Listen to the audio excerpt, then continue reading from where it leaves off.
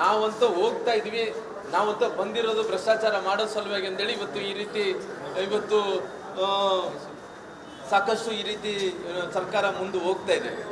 ಒಂದು ಕಡೆ ಇವತ್ತು ಇಷ್ಟೊಂದು ಭ್ರಷ್ಟಾಚಾರ ಆಗ್ತಾ ಇದ್ರು ಕೂಡ ಒಂದು ಕಡೆ ಇವತ್ತು ನಾವೇನು ದಿನನಿತ್ಯ ವಸ್ತುಗಳನ್ನು ಏನು ಬಳಸ್ತಾ ಇದ್ದೀವಿ, ಒಂದು ರೀತಿ ನಮಗೆಲ್ಲರೂ ಕೂಡ ಇವತ್ತು ಇಡೀ ದೇಶದಲ್ಲಿ ನಿನ್ನೆ ಕೂಡ ನಮ್ಮ ನಿತಿನ್ ಗಡ್ಕರಿ ಅವರು ಬಂದಿದ್ದರು, ಅವ್ರು ಹೇಳ್ತಾ ಇದ್ರು ಇಡೀ ದೇಶದಲ್ಲಿದ್ದಂಥ ಎಲ್ಲ ರಾಜ್ಯಗಳಲ್ಲಿ ಪೆಟ್ರೋಲ್ ಡೀಸೆಲ್ ರೇಟ್ ಕಡಿಮೆ ಆದರೆ ಇವತ್ತು ಇಲ್ಲಿ ಟ್ಯಾಕ್ಸ್ ಜಾಸ್ತಿ ಮಾಡಿ ಇವತ್ತು ಈ ಪೆಟ್ರೋಲ್ ಡೀಸೆಲ್ ರೇಟ್ ಇವತ್ತು ಜಾಸ್ತಿ ಮಾಡುವಂಥ ಕೆಲಸ ಕೂಡ ಮಾಡಿದ್ದಾರೆ.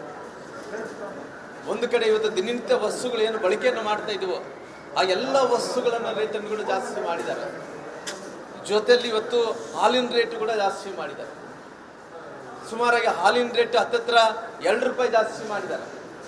ಅದರಲ್ಲಿ ಪ್ಯಾಕೆಟ್ ಮೇಲೆ ಏನೋ ಜಾಸ್ತಿ ಕೊಟ್ಟಿದ್ದೀವಿ ಅಂತೇಳಿ ಅವ್ರು ಹೇಳಿಕೆಯನ್ನು ಕೊಟ್ಟು 2 ರೂಪಾಯಿ ಜಾಸ್ತಿ ಮಾಡಿದಾರಲ್ಲಿ, ಆ ಪೇಪರಿನ ಹಾಳಿ ಮಾತ್ರ ಚೇಂಜ್ ಮಾಡಿ ಪ್ರಿಂಟ್ ಹಾಕಿದಾರಲ್ಲಿ ಹಾಲಂತೂ ಜಾಸ್ತಿ ಇಲ್ಲ.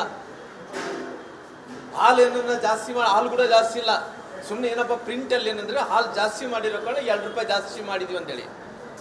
ಆಯ್ತು, ನೀವು 2 ರೂಪಾಯಿ ಜಾಸ್ತಿ ಮಾಡಿದ್ರೆ ಆ ಹಣ ರೈತರಿಗನ್ನಾಗಲಿ ಹೋಗ್ಬೇಕಿತ್ತಲ್ಲ, ನಾನು ಒಪ್ಕೊಂತೀನಿ. ನೀವು ಇವತ್ತು ಎಲ್ಲ ಒಂದು ಕಡೆ ಇವತ್ತು ಉತ್ಪನ್ನ ಜಾಸ್ತಿ ಆಗ್ತಾ ಇದೆ, ಪ್ರೊಡಕ್ಷನ್ ಜಾಸ್ತಿ ಆಗ್ತಾ ಇದೆ, ಅದು ನಾವು ಜಾಸ್ತಿ ಖರೀದಿ ಮಾಡ್ತಾ ಇದ್ವಿ.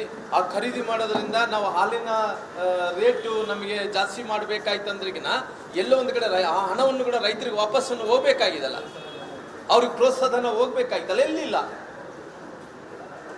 ಯಾಕಂದ್ರೆ ಸರ್ಕಾರ ಇವತ್ತು ಎಲ್ಲ ರೀತಿಯಲ್ಲಿ ಕೂಡ ಭ್ರಷ್ಟಾಚಾರ ಮಾಡೋಂಥ ವಿಚಾರದಲ್ಲಿ, ಇವತ್ತು ಕಳ್ಳತನ ಮಾಡೋಂಥ ವಿಚಾರದಲ್ಲಿ, ಇವತ್ತು ಇಡೀ ದೇಶದಲ್ಲಿ ಇವತ್ತು ನಮ್ಮ ಕರ್ನಾಟಕದ ಮಾನವನ್ನು ಹರಾಜಾಕುವಂಥ ಕೆಲಸ ಆಗ್ತಾ ಇದೆ. ಇವತ್ತು ಮುಂದಿನ ದಿನಗಳಲ್ಲಿ ಇವತ್ತಂತೂ ಸರ್ಕಾರ ಬಂದಿದೆ. ಯಾಕಂದ್ರೆ ಅವತ್ತಿನ ದಿನಗಳಲ್ಲಿ ಜನರು ನಂಬಿದ್ರು ಇವ್ರನ್ನ. ನಂಬಿದ ನಂತರ ಮೊನ್ನೆ ನಡೆದಂಥ ಲೋಕಸಭೆ ಚುನಾವಣೆಯಲ್ಲಿ ಕೂಡ ಇವತ್ತು ಫಸ್ಟ್ ಫೇಸ್ ಎಲೆಕ್ಷನ್ ನೋಡ್ರಿ, ಫಸ್ಟ್ ಫೇಸ್ ಎಲೆಕ್ಷನ್ದಲ್ಲಿ ಎಲ್ಲಿ ಗೆದ್ದಿಲ್ಲ ಅವರು. 2 ಸುತ್ತಿನ ಎರಡು ಫೇಸ್ ಎಲೆಕ್ಷನ್ದಲ್ಲಿ ಕರ್ನಾಟಕದಲ್ಲಿ ಒಂದು ಫಸ್ಟ್ ಫೇಸ್ ಎಲೆಕ್ಷನ್ದಲ್ಲಿ ಎಲ್ಲಿ ಗೆದ್ದರು, ಚಾಮರಾಜನಗರ ಜಿಲ್ಲೆಯಲ್ಲಿ ಗೆದ್ದರು, ಹಾಸನದಲ್ಲಿ ಗೆದ್ದರು. 2ನೇ ಫೇಸ್ ಎಲೆಕ್ಷನ್ ನಡೆಯುವಂಥ ಟೈಮಲ್ಲಿ ಸೋಲ್ತೀವಿ ಅನ್ನೋ ಭಯದಿಂದ ಎಲ್ಲ ಹೆಣ್ಮಕ್ಳು ಏನು ಅವ್ರು ಕೊಡ್ತೀವಿ ಒಂದು ಮಾತು ಕೊಟ್ಟಿದ್ರು, 3 ತಿಂಗಳು 4 ತಿಂಗಳ ಅಮೌಂಟು ಒಂದೇ ಸಾರಿ ಹಾಕಿಬಿಟ್ರು.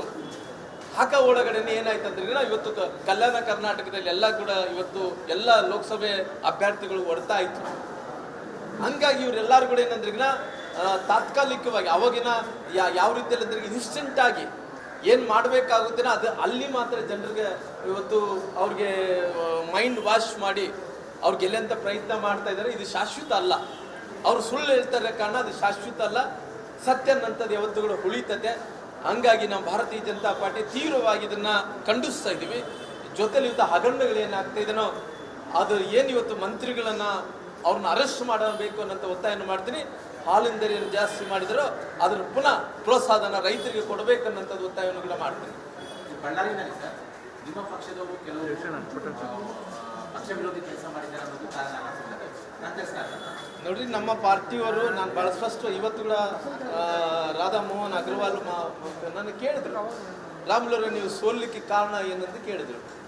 ನಮ್ಮ ಇಲ್ಲಿ ಬಂದಂಥ ನಾಯಕರು ಯಾರು ಕೂಡ ಕಾರಣ ಅಲ್ಲ.